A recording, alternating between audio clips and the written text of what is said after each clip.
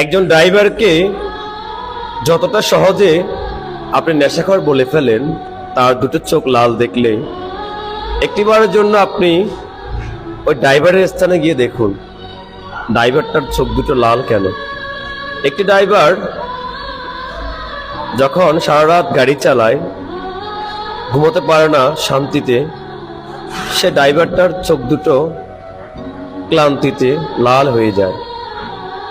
সে দুটো লাল চোখ দেখে আপনি কিভাবে তাকে নেশাখোর বলে উপাধি দেন? দয়া করে এই ভুল সংজ্ঞা থেকে বের হয়ে আসেন। একজন ড্রাইভারের জায়গায় যদি কখনো আসতে না পারেন, যদি তার কষ্টগুলোকে উপলব্ধি করতে না পারেন, তাহলে কখনো তাকে নিয়ে বাজে মন্তব্য করবেন না।